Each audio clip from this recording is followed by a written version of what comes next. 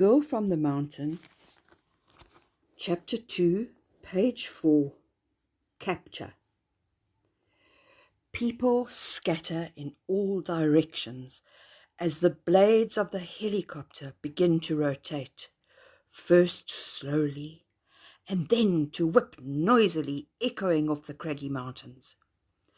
At the controls, the pilot, Tins van Rensburg, pulls up the collective, and soon the gaudy pink and white helicopter is in its natural element.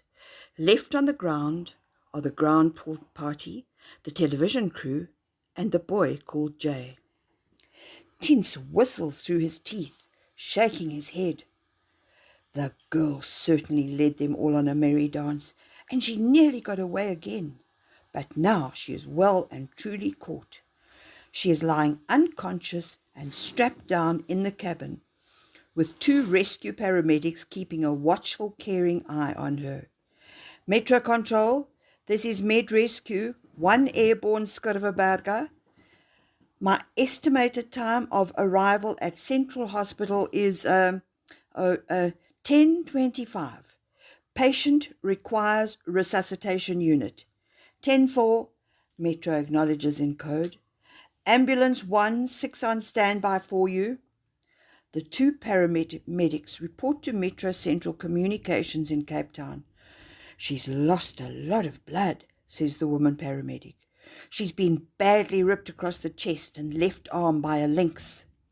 There are some old scars here as well. There's a gash on her head where she knocked herself unconscious on her tree. Her hair is long and matted, but it's a lot wilder and more tangled and could be called fashionable, interjects the other paramedic with a touch of humour. But the woman ignores him. She's filthy and muddy. She looks down at the blood-stained extra-large T-shirt that reaches down to the girl's knees.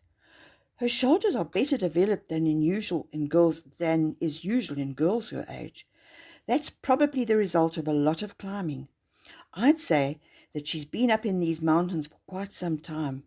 My guess is that she's not your regular runaway. By now they are above the N1 National Road as it enters the northern suburbs of Cape Town. Tins radios through to the base. Hotel X-Ray Tango. Continue calls on final for Central Hospital. The controller at Cape Town Airport crackles back in response. Wind southerly, 10 knots. This indicates that all is well and is the signal for Tins to swing east towards Central Hospital. Soon the helipad at the hospital is clearly visible. A cluster of people in a white ambulance await their arrival.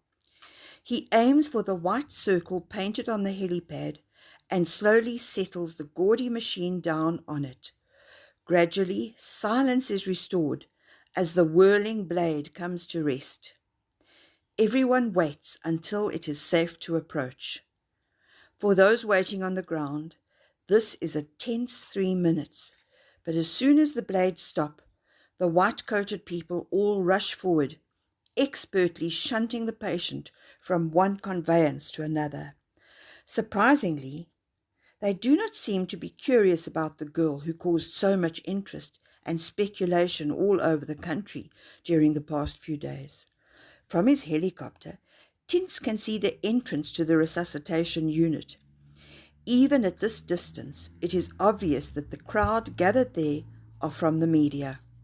Microphones and television cameras are clearly in evidence. Facing the television camera is well-known reporter Lily Mpofu. She speaks slowly and distinctly into the microphone.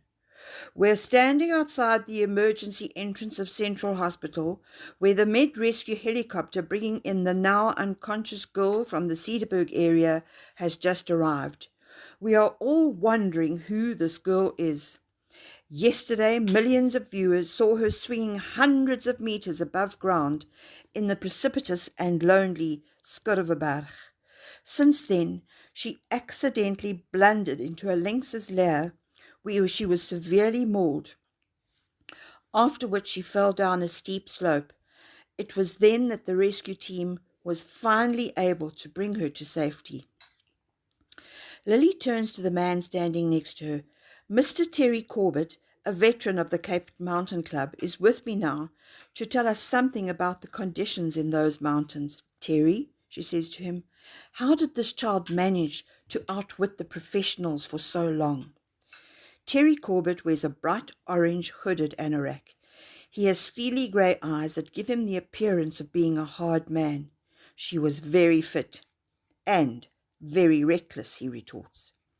This meant that under the circumstances we had to proceed with the utmost caution. Certainly she was very familiar with the terrain.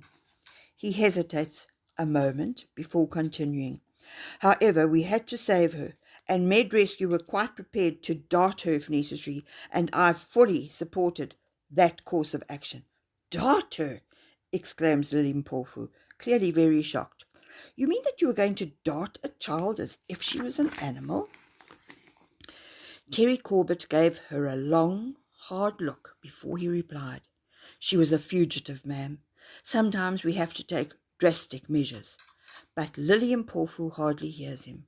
She looks at the ambulance that has just reached the hospital entrance.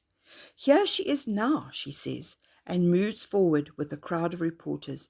Now she will be rushed in for treatment in the resuscitation unit.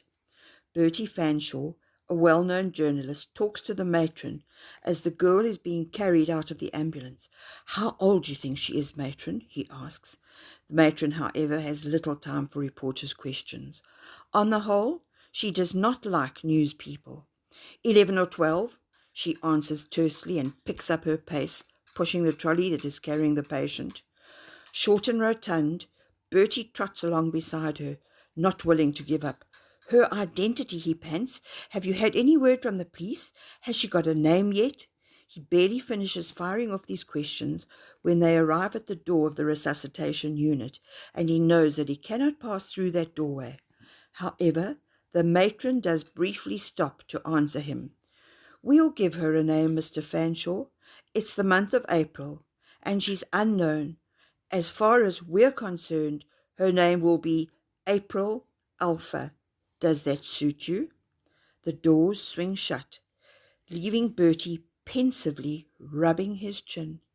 As far as he is concerned, the name would look excellent on all future headlines. He likes it.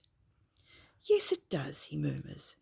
A slow smile lights up his chubby face.